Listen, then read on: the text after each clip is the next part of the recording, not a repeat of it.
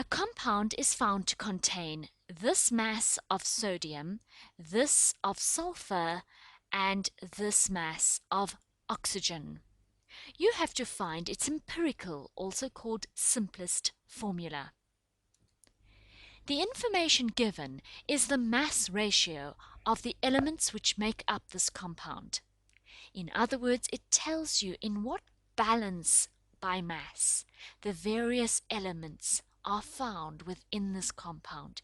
Every time you find 6,072 grams of sodium in a sample of this compound, it will be bonded to 8,474 grams of sulfur and 6,336 grams of oxygen. But when we write the formula of a substance, we don't express the ratio by mass. We want to know how many atoms are there for how many sulfur atoms, for how many oxygen atoms. In other words, we want to convert the mass ratio given here into rather how many particles of each compared to the other. So what we've been asked to do in effect is to convert the mass ratio into a particle ratio. So what you have to find is how many moles of sodium is 6,072 grams of sodium. 8,474 grams of sulfur, how many moles of sulfur make up that? And we need to convert 6,336 grams into its equivalent number of moles of oxygen. At this stage, you should already know how to do this conversion. You refer to the periodic table and use the molar masses of each of the elements. Sodium's molar mass is 23 grams per mole. 32 grams is the mass of 1 mole of sulfur atoms. And oxygen atoms are the lightest of the lot. A whole mole of them only have a mass of 16 grams. Using this information, you can find out how many moles of sodium would have a mass of 6,072 grams. And the same for the rest. Pause the video until you found these answers. This is what you should have found. 6,072 grams of sodium is 0,264 moles of sodium.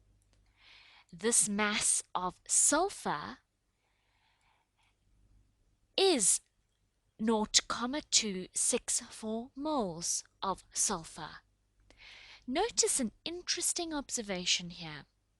What this is telling us is that whenever you have a sample of this particular compound, there will be just as many moles of sodium atoms in it as there are moles of sulfur atoms in it.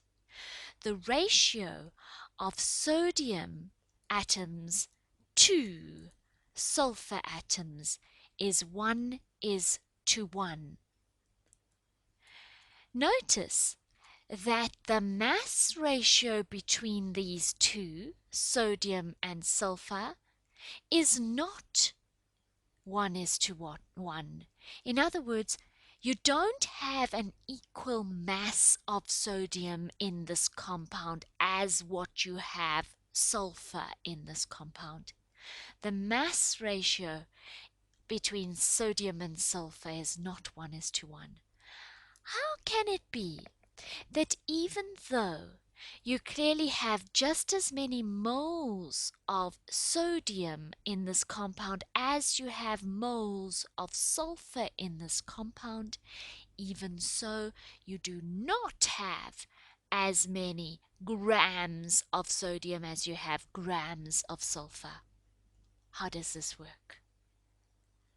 Well, clearly The mass ratio and the particle ratio between sodium and sulfur are not the same thing, and this is because an atom of sodium and an atom of sulfur don't have the same mass as one another.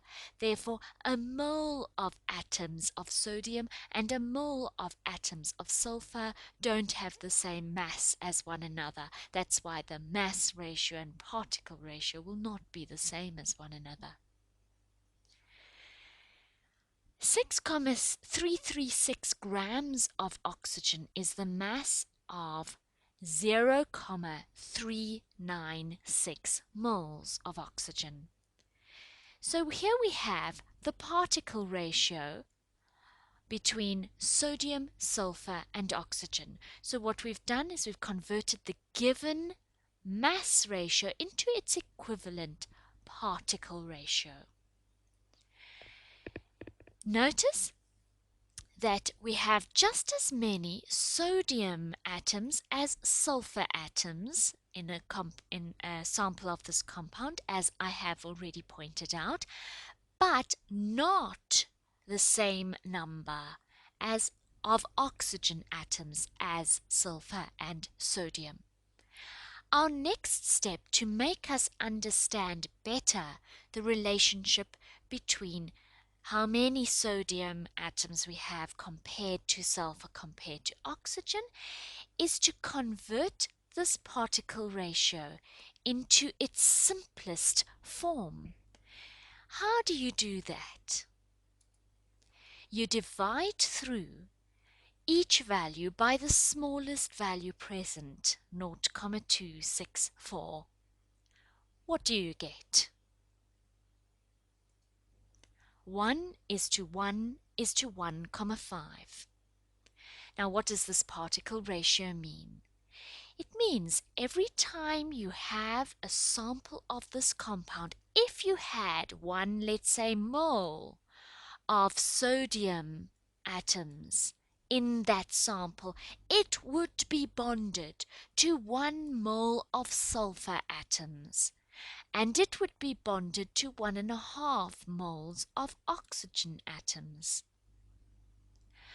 Or, put another way, if you had one atom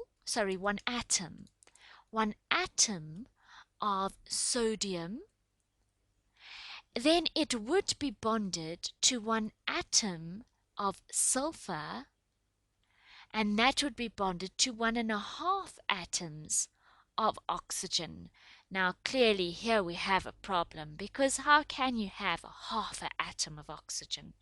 So our next step to make this more useful as we think about the ratio of atoms of sodium to sulfur to oxygen is to convert this into its simplest form without decimals. And to do that, we multiply through by 2. And that converts this ratio into 2 is to 2 is to 3. Note that 1 is to 1 is to 1.5 is the same ratio as 2 is to 2 is to 3. It's just given in another form, twice as much. But in ratios, as long as we keep the factor by which we increase each part of the ratio by the same, the ratio is still the same. So 1 is to 1 is to 1.5, doubled all the way through, makes 2 is to 2 is to 3. They are identical ratios, just given in a different form. But this last form is more meaningful if we think of the ratio as 2 atoms of sodium is to 2 atoms of sulfur is to 3 atoms of oxygen. And that is what we do, and that is the way we think of it when we give the formula. 2 atoms of sodium are bonded with every 2 atoms of sulfur, which are bonded to 3 atoms of oxygen. And that's what the formula Na2S2O3 represents.